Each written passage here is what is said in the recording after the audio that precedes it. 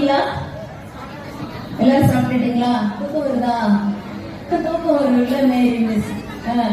அதனால இப்ப நீங்க தூங்காம இருக்கிறதுக்காக இவங்க ரொம்ப விழிப்புணர்வோட பேச போறாங்க. இங்க இருக்கும் பேச்சாளர்கள் எல்லாம் உங்களை தூங்க விட மாட்டாங்க, அந்த அளவுக்கு பேச போறாங்க. பிள்ளைகளை வழிநடத்துவதில் பெரும் பங்கு வகிப்பது கருணையே கண்டிப்பேன். இது நம்ம டாபிக், நம்ம எல்லாரோட டாபிக் இது இல்லையா? கருணையா இருக்கணுமா, கண்டிப்பா இருக்கணுமா? ரொம்ப எளிமையான டாபிக் இது. ஆனா அதுல நிறைய உளவியல்லாம் இருக்குதுங்கிறதால இதை நம்ம செலக்ட் பண்ணி இருக்கிறோம் நம்ம. சரியா? இது உங்க வீட்டுல அன்றாட நடக்கிறது தான். இங்க இருக்கிறவங்க யாரும் எதையும் ப்ரிப்பேர் பண்ணிட்டு வந்து பேசல, நானும் எதையும் ப்ரிப்பேர் பண்ணல. அப்படின்னா என்ன அர்த்தம்? நம்ம வாழ்க்கையில தினமும் நடக்கிற ஒரு நிகழ்ச்சியை, பார்க்கக்கூடிய ஒரு காட்சியை, அதைத்தான் இவங்க எல்லாம் இங்க சொல்ல போறாங்க. சரியா? இவங்களெல்லாம் நீங்க பாராட்டி கைத்தட்டி அவங்களுக்கெல்லாம் உற்சாகப்படுத்தணும். அவங்களுடைய பாயிண்ட்ஸ் வந்து ரொம்ப சிறப்பா இருந்துச்சுன்னா உடனே நீங்க கை தட்டணும். அவங்களுக்கு இன்னும் சந்தோஷமா இருக்கும் இல்லையா? ரொம்ப சுருக்கமா உங்கள்கிட்ட பேச போறாங்க அவங்க. அவங்களுடைய கருணையா கண்டிப்பா அப்படின்னு சொல்லிட்டு நம்மளே முடிவு பண்ணிடலாம். அந்த அளவுக்கு இங்க வந்து சிறப்பா பேசக்கூடிய நம்முடைய மகளிர் பேச்சாளர்கள் வந்து இருக்கிறார்கள். அவர்களுக்கு அனைவருக்கும் என்னுடைய வாழ்த்துக்களை தெரிவித்துக் கொள்கிறேன். வாழ்த்துக்கள் அம்மா. நம்ம இப்ப ஆரம்பிக்கலாம். கண்டிப்பு அப்படின்னு சொல்றோம் இல்லையா? கண்டிப்பு, ஒரு பிள்ளைய கண்டிச்சாதான் அந்த பிள்ளை நல்லா வளரும் அப்படின்னு நமக்கு மனசுக்குள்ள ஒரு ஆழமா ஒரு உணர்வு இருக்கு. அதே சமயம் அந்த கருணை அப்படி தாய்மையா இருக்கு. மேடம் நீங்க வரலையா பேச? வருவீங்களா? இப்பயும் வள்ளிநாயகி மேடம் சரி, போன தடவை அருமையா பேசினாங்க.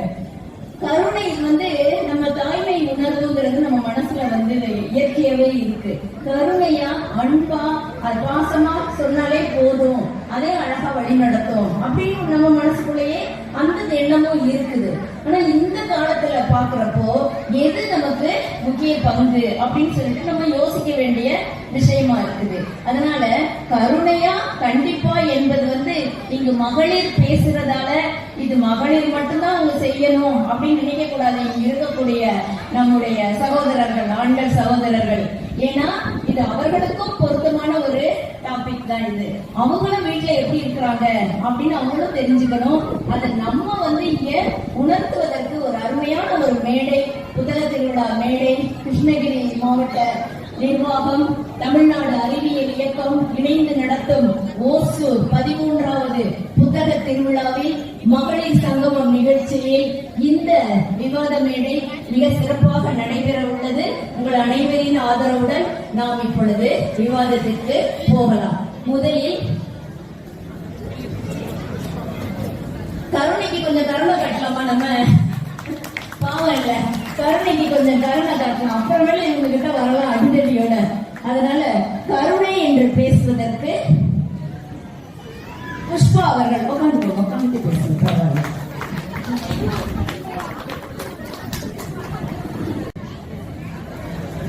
அனைவருக்கும் என் இனிய மாலை வணக்கம். வணக்கம், நன்றி. அதெல்லாம் வேண்டாம். இப்ப நம்ம ரொம்ப கெடுபிடியில இருக்கிறோம். எனக்கு நிறைய பேர் வந்து இருக்காது, அது எல்லாருக்கும் தெரியும். கருணைங்கிறது ஒவ்வொரு தனி மனிதனுடைய குணம். எல்லாத்தையும் கருணை இருந்தால்தான் எந்த ஒரு செயலையும் நம்ம செய்ய முடியும்.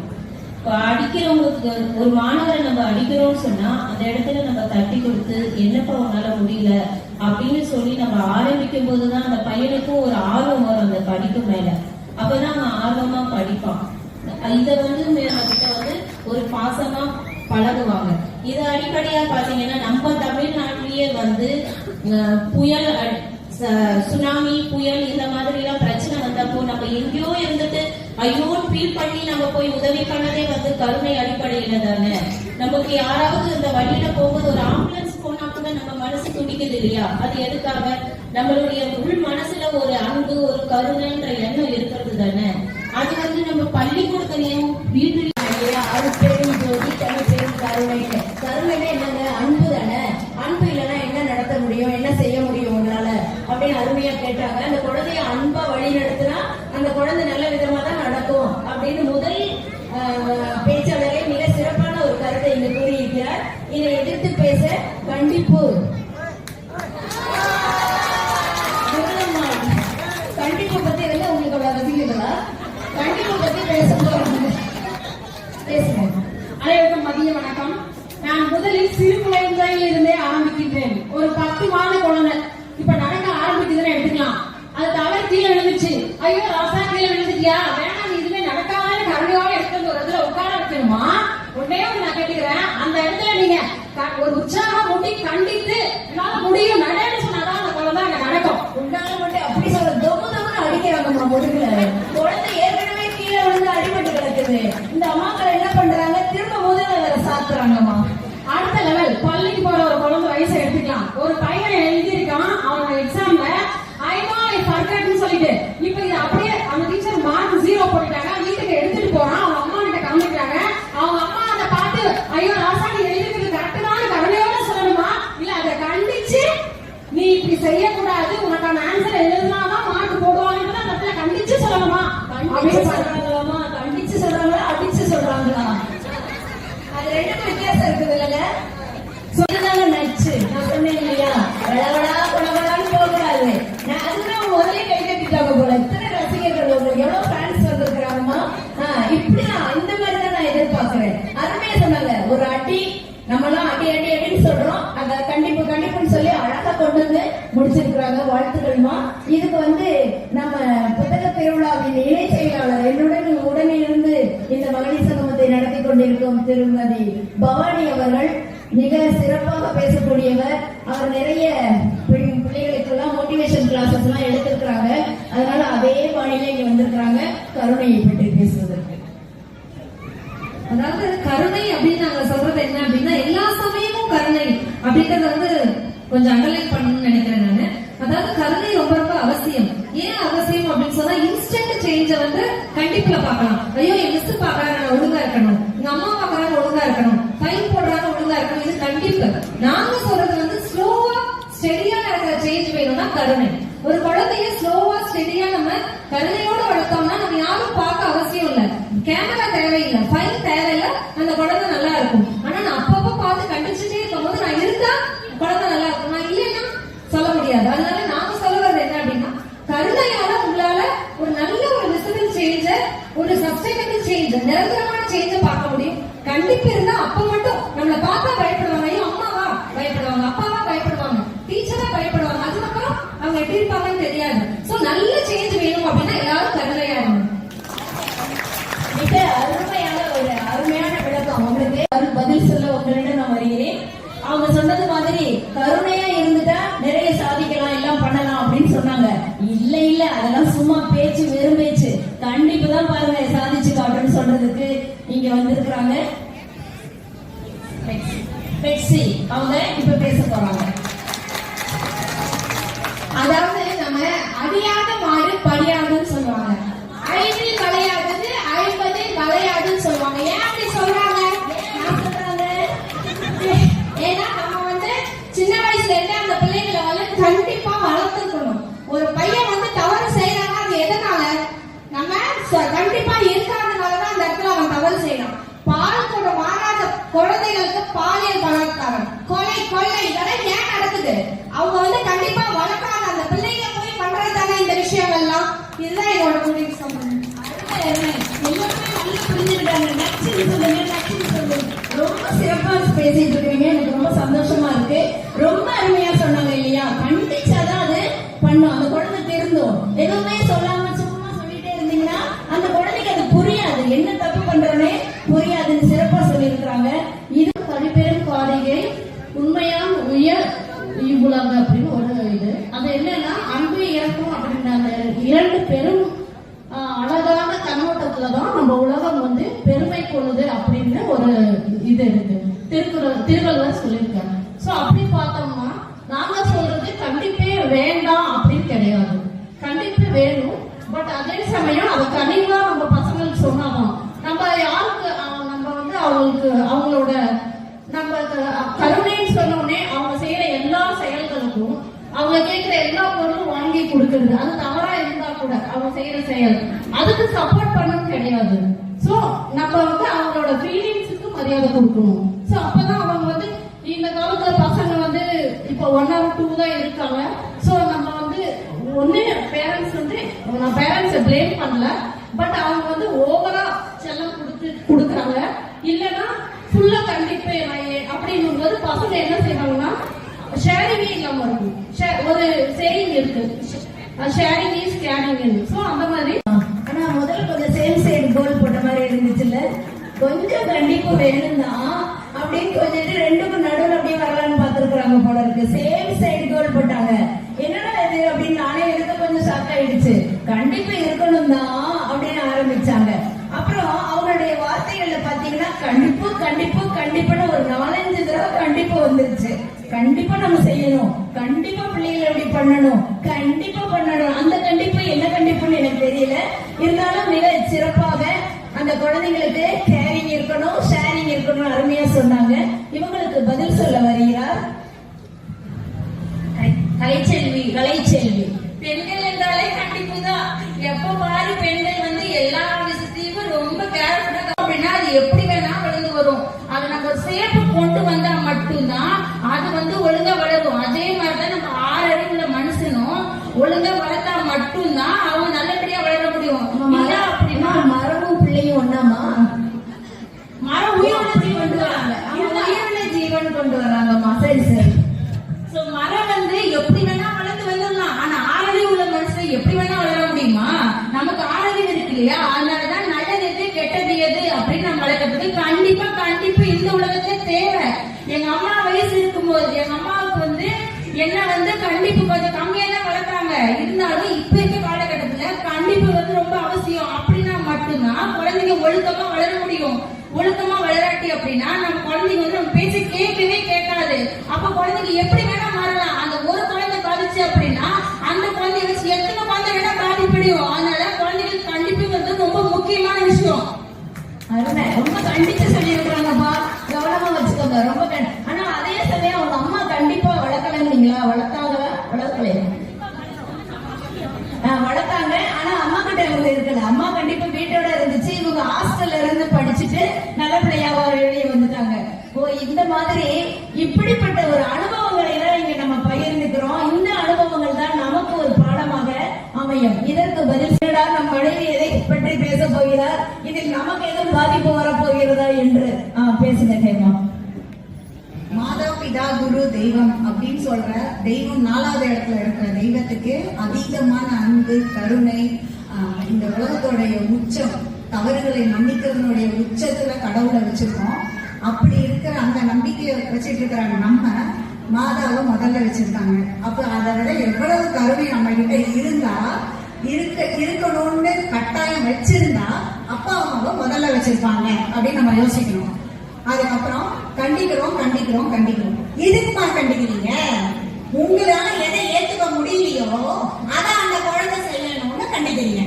சரிதான். யாருமே அறத்துக்காக கண்டிக்கல, பொதுவா சமுதாய நலனுக்காக கண்டிக்கல, அது வளரணும்னு ஆசைப்படுற விதத்தை செய்ய வைக்கிறதுக்காக கண்டிக்கல. நீங்க எதை கண்டிக்கிறீங்கன்னா உங்களால எதை ஏத்துக்க முடியலையோ, அந்த குழந்தை சொல்றதை எதை உங்களால அக்செப்ட் பண்ணிக்க முடியலையோ அதை மட்டும்தான் அதிகபட்சமா கண்டிக்கிறீங்க. இருக்கு இந்த உயிர் இந்த உலகத்துக்கு வர்றதுக்கு நிறைய காரணம் இருக்கு. நமக்கு பிள்ளையா மட்டும் நடந்துக்கிறதுக்காக இங்க வரல. அடிச்சு சொல்லிட்டாங்கம்மா. அது நிறைய காரணம் இருக்கு. அதை புரிஞ்சுக்கிட்டு அதை வழி நடத்த சொல்லிட்டாங்க. நம்ம சொல்றதெல்லாம் கேட்க வைக்க சொல்லல. தலைப்பே வழி நடத்துறதுதான். வழி நடத்துறதுன்னா எனக்கு அம்மா வந்து ஒரு பெரிய இன்ஸ்பிரேஷன். அவங்க கூட நான் ஒரு 24 hours கூட சேர்ந்து இருந்தது கிடையாது. ஆனா இன்ஸ்பிரேஷன் எதனால? அவங்க கோவப்பட்டு நான் பார்த்தது கிடையாது, அவங்க கத்தி நான் பார்த்தது கிடையாது. அவங்க மத்தவங்களை வழி நடத்துற விதம், அவங்க நடந்துக்கிற முறை, நாம எப்படி நடந்துக்கிறோமோ அதை பார்த்து நம்ம குழந்தைங்க நடந்துப்பாங்க. இதுக்கு எதுக்கு கண்டிக்கணும், இதுக்கு எதுக்கு அடிக்கணும்? நாம சரியா நடந்துக்கலன்னா நம்ம அடிக்கணும். அடிக்கணுமா வேணுமா, கண்டிக்கணுமா வேணுமா அவங்க தான் முடிவு பண்ண. மேடம் அருமையா பேசினாங்க இல்லையா? எந்த குழந்தை, அந்த பாட்டு உங்களுக்கு தெரியும் இல்லையா? எந்த குழந்தையும் நல்ல குழந்தை தான் மண்ணில் பிறக்கையிலே. அந்த அடிநாதத்தை வச்சு அவங்க ஆரம்பிச்சிருக்காங்க. அது கண்டிச்சு வளர்க்கறதும் கருணையில் வளர்க்கறதும் நம்ம கையில அப்படின்னு அந்த பாட்டை முடிக்கணும். அந்த அளவிற்கு எதுக்கு தேவையில்லாம கண்டிப்பு தேவையில்லை. நம்ம முதல்ல நல்லா இருக்கணும். நம்மளே செல்போனை நோண்டிக்கிட்டே உட்காந்துக்கிட்டு இருக்கிறோமே, அப்ப அந்த குழந்தைய கண்டிக்கிறதுக்கு நமக்கு என்ன உரிமை இருக்கு அப்படிங்கிற மாதிரி ரொம்ப சிறப்பா பேசியிருக்கிறாங்க. ஹேமா, வாழ்த்துக்கள். இதற்கு பதில் சொல்ல சங்கீதா வர்றாங்க. வணக்கம் மேம். ஆக்சுவலா இந்த காலத்துல இருக்கிற பேர் சொல்லுவோம், 6ஆம் வகுப்பு படிக்கும்போது நமக்குலாம் என்ன மெச்சூரிட்டி இருந்தது. இதுல கேஸ் விசாரிக்கும் போது போலீஸ் வந்து தகாத வீடியோக்களை நாங்க யூடியூப்ல பார்த்து இந்த மாதிரி ஆச்சு அப்படின்றத சொல்றாங்க. அப்ப பேரண்ட்ஸ் எவ்வளவு கண்டிப்பா இருக்கணும் இந்த காலத்துலன்றத. கருணைன்றது நீங்க சொல்ற மாதிரி பேரண்ட் ரூட்ல எல்லாருக்குமே பாசம் இருக்கும் குழந்தைங்க மேல.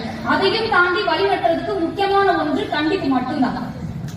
மிக அருமையான சங்கீதா இப்ப இருக்கிற அந்த செய்தியை எடுத்து இங்க சொன்னாங்க. ரொம்ப மனசு பாதிக்குது இல்லையா, குழந்தைங்க இல்லையா, அந்த குழந்தைங்க பாலியல் வன்முறை அப்படின்னு நம்ம படிக்கிறப்ப மனசே பதறுது. நம்ம ஒரு குழந்தையை பெற்றவர்கள் நமக்கு எவ்வளவு பதறம் நினைச்சு பாருங்க.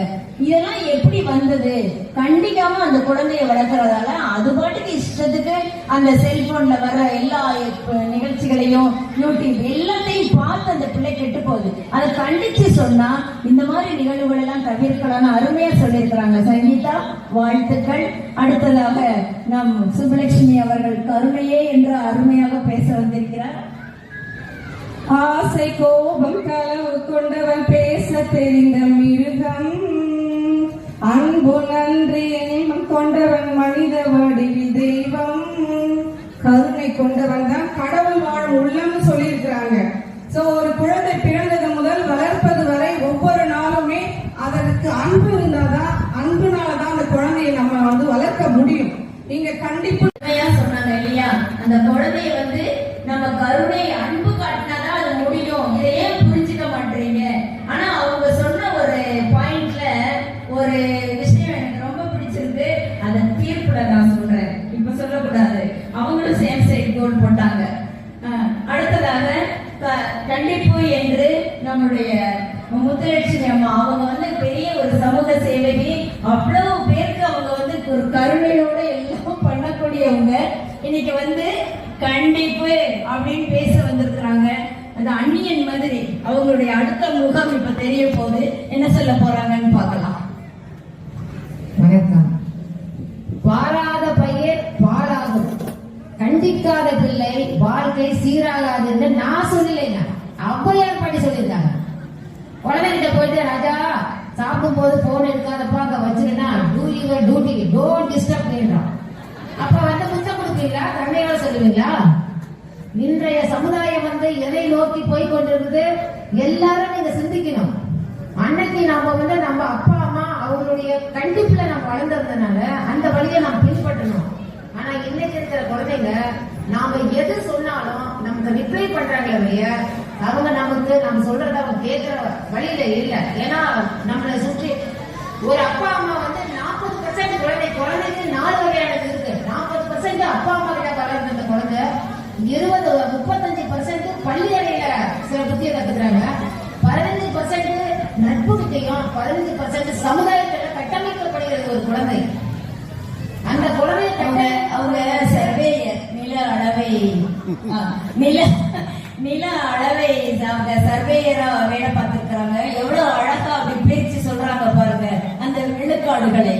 தூங்குறது அம்மா கிட்ட, சாப்பிடுறது அம்மா கிட்ட, குளிக்கிறது அம்மா கிட்ட, குடும்பத்தோட 40% இருக்கும்போது அவங்க சொன்னாங்க. இன்னைக்கு சமுதாயத்தை சீர்கேடு காரணம் நீங்க குழந்தைகளை கண்டிப்போடு சொல்லி கொடுத்து வளர்க்கலன்னு தான் நான் சொல்லுவேன்.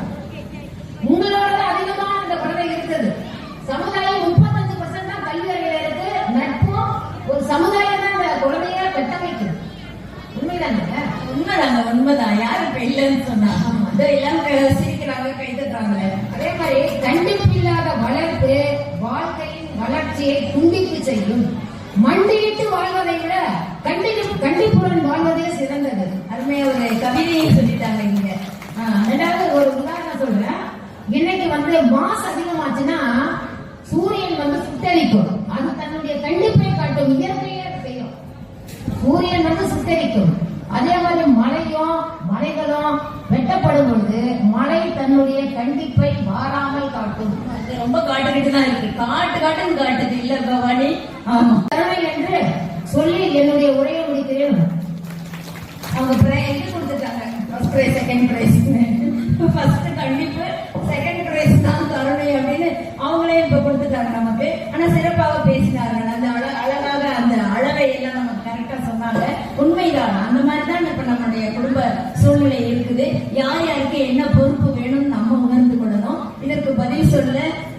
சாந்தி அவர்கள் பெங்களூர்ல இருந்து வந்திருக்கிறார், கவிஞர். கொஞ்சம் சுருக்கமா பேசுறாங்க. நல்ல மேய்ப்பர் அப்படின்னு சொல்லி இயேசுவை சொல்லுவாங்க, சரிங்களா? எதுக்காக? தவறி போன ஆடுகளை வழி நடத்துவதற்காக. அவர் கையில கொம்பு இருக்கிறது வந்து அடிக்கிறதுக்காக இல்ல, தவறி போன ஆடுகளை வழி நடத்துவார். சரியான வழியில போனோம்னு சொல்லிட்டு இயேசு சொல்வார். அவரோட கொள்கைகள்லாம் இன்னும் இருக்கு இல்லைங்களா? நீ எந்த பக்கம் வேணாலும் நீ போ, ஆனா நீ போற வழி நல்ல வழியா இருந்தா நீ செல்லும் இலக்கு வந்து சரியாக இருக்கும்னு சொல்லுவாரு. ஆனா இதே கத்தி கப்படா இதெல்லாம் எடுத்து சண்டை போட்ட அரசர்கள் இந்நேரம் இருக்காங்க, அவங்க கொள்கைகள் இருக்கா? இல்ல. கருணையா செயல்பட்ட இயேசுவும் புத்தரும் இன்னும் நினைவுபடுத்தப்படுகிறார்கள். அதேதான் வந்து குழந்தைகளுக்கும் வளர்ந்த குழந்தைகளுக்கும், அதாவது வயசு வராங்க இல்லையா, அடலசன்ட் சொல்றீங்களா? நீங்க வந்து அஹிம்சைன்னு காந்தி சொன்னார். ஏன்னா சிலது வந்து மனசுல வந்து நீங்க சாஃப்டா சொல்லி பாருங்க, டக்குன்னு புரிஞ்சுக்கும். குட்டி பாப்பா கூட சொல்றதை கேட்கறது. ஏன்னா என் பேத்தி அப்படிதான் இருக்கான். நீ வேண்டான்னு சொன்னா முதல்ல நான் அதெல்லாம் செய்வேன்னு சொல்றான். நான் சொன்னேன் இப்படி பண்ணா ஒரு அடிப்படுமா, போக கூடாதுன்னா போக மாட்டான். அதே அடலசன்ட் ஏஜுக்கு அவங்க சொன்னாங்க கண்டிப்பு, நோ கண்டிப்பு. அந்த தப்புல என்னமோ தப்பு இருக்குமா, அதை செய்யாத, என்ன உட்கார்ந்து பேசுங்க, வேற எதுவுமே வேணாம். உட்கார்ந்து உங்க பொண்ணு கிட்டையும் புள்ள கிட்டையும் வீட்டுக்காரர்கிட்டையும் உட்கார்ந்து பேசுங்க. அருமை அருமை சத்யசாமி, ரொம்ப சிறப்பா பேசினாங்க. உங்களுக்கு ஒரு டிப்ஸ் கொடுத்திருக்காங்க, போன உடனே அவர்கிட்ட இதெல்லாம் பத்தி உட்கார்ந்து பேசுறீங்க, சண்டை போடாதீங்க. அடுத்ததாக இதற்கு பதில் சொல்ல இறுதி பேச்சாளராக இங்கு வருகிறார் ஈஸ்வரி. சொல்றாங்க கடவுள் வந்து பூமாதேவியா, அப்புறம் ஏன் பத்ரகாளி வந்தாங்க சொல்லுங்க?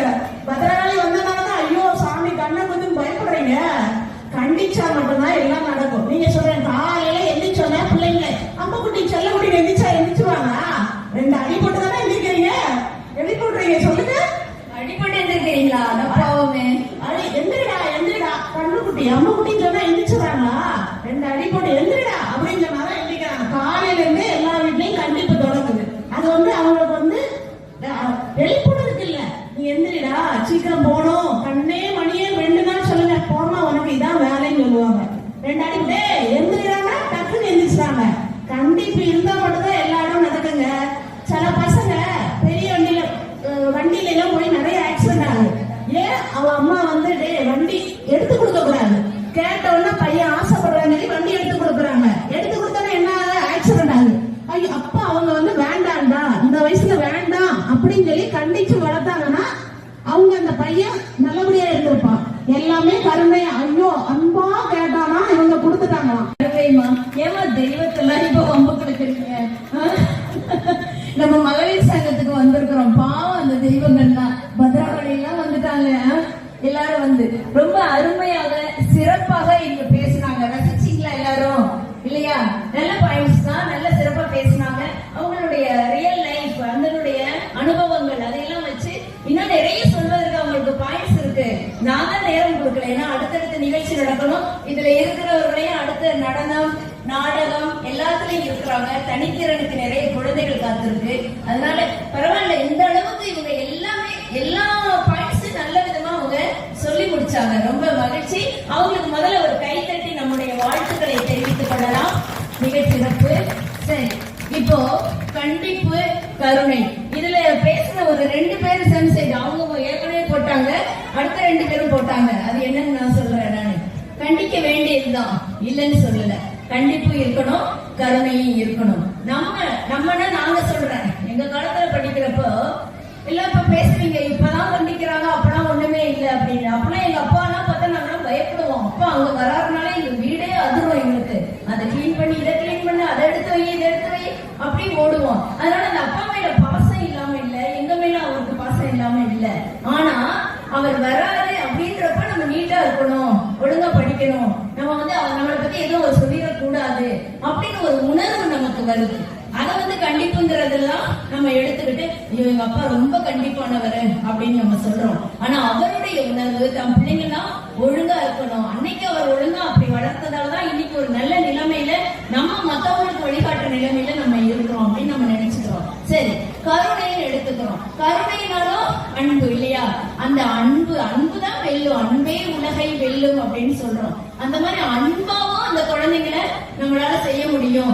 எதுக்கு அவங்கள கண்டிக்கணும் அப்படின்னு சொல்றாங்க. பழமொழிலாம் நிறைய கேட்டிருப்பீங்க. முருங்கைய உடைச்சு வளர்க்கணும் இல்லையா? முருங்கைய உடைச்சு வளர்க்கணும், குழந்தைய அடிச்சு வளர்க்கணும். நான் சொல்லல, நம்ம பாட்டி எல்லாம் சொல்லி இருக்கிறாங்க. அப்படிலாம் சொல்லுவாங்க வீட்டுல. முருங்கைய உடைச்சு வளர்க்கணும், பிள்ளைங்களை அடிச்சு வளர்க்கணும். அப்படிலாம் அடித்து வளர்த்தார்கள். அடியாத மாடு படியாது அப்படின்லாம் சொல்லி இருக்கிறாங்க. நிறைய நமக்கு தெரியும். அந்த சமுதாயத்துல ரெண்டுமே அந்த தராசுல நின்றுருக்கு. கண்டிப்பும் நின்றுருக்கு, கருணையும் நின்றுருக்கு. ஆனா எது வழிகாட்டுது அப்படின்றதுதான் இப்ப நமக்கு உள்ள கேள்வி. இப்ப இருக்கிற காலகட்டத்துல கண்டிப்பு இங்க கண்டிப்பு இவங்க சொன்னாங்க, நீங்க இது சொல்றத கருணையா சொல்றத அத அன்பா சொல்லுங்க, அன்பா சொல்லி திருத்துங்க அப்படின்றப்ப அது கண்டிப்பு தான். அந்த கண்டிப்பான ஒரு வார்த்தையை அன்பா சொல்லி திருத்துங்க அப்படின்னு சுப்பலட்சுமி சொன்னாங்க. அவங்களும் அதேதான்.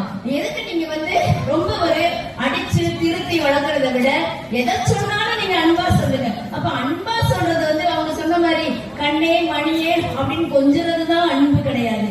நீ சொல்ற அந்த கருத்து அவங்கள வழி நடத்துறதுக்கு நீ இப்படி போ, அப்படி போ, நீ இதை செய்ய, இது செஞ்சா உனக்கு இப்படி இருக்கும் அப்படின்னு சொல்றதையே அன்பா சொல்லுங்க. நாங்க அதுவும் கண்டிப்பு தானுங்க. கண்டிப்பு தானே நம்ம அன்பா சொல்றோம்.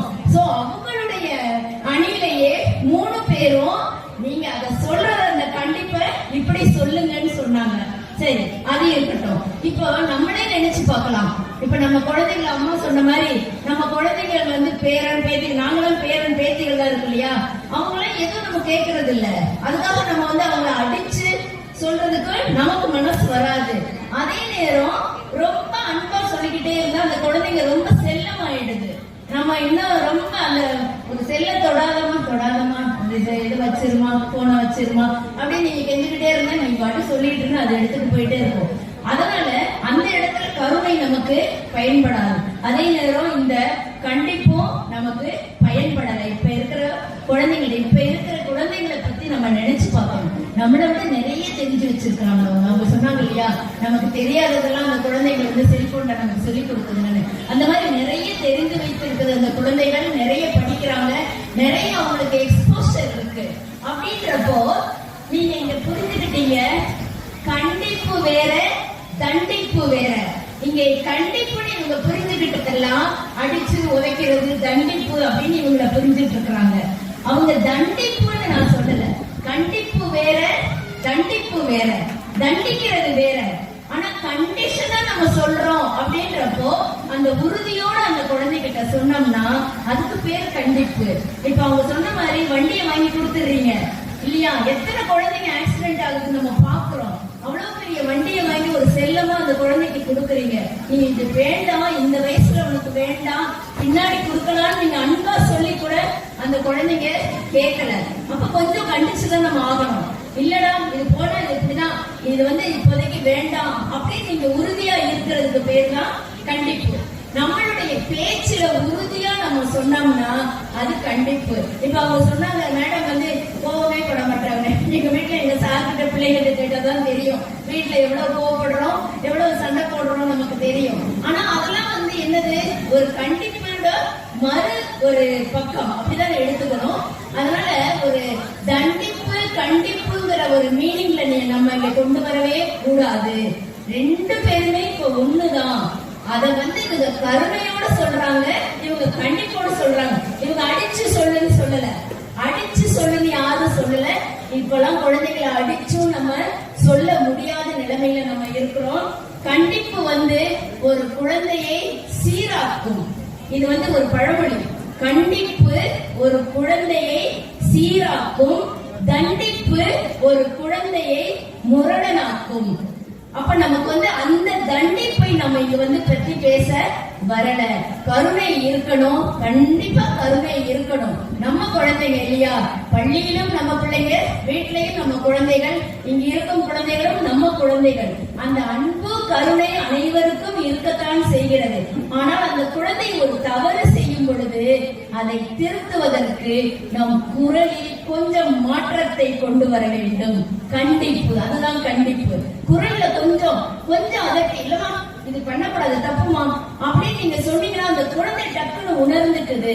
அது அடிச்சு சொல்றது கிடையாது, அந்த குழந்தை மனசுல ஆழமா பதிஞ்சிரும். நீங்களே நினைச்சு பாருங்க, உங்க வீட்டுல ஏதோ ஒரு விஷயத்துல உங்களை எல்லாம் கண்டிச்சிருப்பாங்க, இன்னைக்கு கூட அது உங்க மனசுல அப்படி பதிஞ்சிருக்கும். என்னைக்கோ ஒரு நாள் உங்க மேல கருணையா கொஞ்சி இருப்பாங்க, ஆனா அதெல்லாம் நம்ம மறந்துருச்சா? உண்மையா யோசிச்சு பாருங்க. என்னுடைய அனுபவம் அதுதான். எவ்வளவோ கொஞ்சி இருப்பாங்கல்ல நம்ம குழந்தையா இருக்கிறப்ப, அதெல்லாம் ஞாபகம் வரல. அம்மா நீங்க செய்யக்கூடாதுமா, இது இப்படி செஞ்சா தப்புமான்னு எங்க அப்பா சொன்ன அந்த கண்டிப்பு தான் என் மனசுக்குள்ள இருக்கு. நீ பிள்ளைங்க ஏழைகளுக்கு உதவணும், நீ செய்யணும், எதுனாலும் நமக்கு எடுத்து கூடுறாங்க. அது மாதிரி மிக அருமையாக இவங்க பேசினாங்க. இதுல கருணையும் கண்டிப்பும் நமக்கு தேவைதான். ஆனால் இக்கால குழந்தைகளுக்கு கொஞ்சம் கண்டிப்பை தூக்கலாக கொடுக்கலாம். அடிச்சு இல்ல, அடிக்காதீங்க குழந்தைங்களை, அடிக்காதீங்க. அடிக்கிறதுக்கு நமக்கு எந்த உரிமையும் கிடையாது. அவங்க சொன்ன மாதிரி அந்த குழந்தைகள் நம்மூலம் வந்தவர்கள், அவ்வளவுதான். நமக்காக வந்தவர்கள் கிடையாது. அவர்கள் இந்த உலகத்தில் நல்ல விதமாக வாழ வந்தவர்கள். அவர்களை வழிகாட்டத்தான் நமக்கு வேண்டும். அந்த வழிகாட்டும் திறமையை நாம் வளர்த்துக் கொள்ள வேண்டும் என்றால் சிறிது கண்டிப்பு நமக்கு தேவை. கருணை அதிகமாக இருக்கட்டும், அதைவிட ஒரு துளி தூக்கலாக கண்டிப்பும் இருக்கட்டும். அதுதான் நம் குழந்தையை நல்ல விதமாக வழிநடத்த முடியும் என்று கூறி உங்கள் அனைவருக்கும்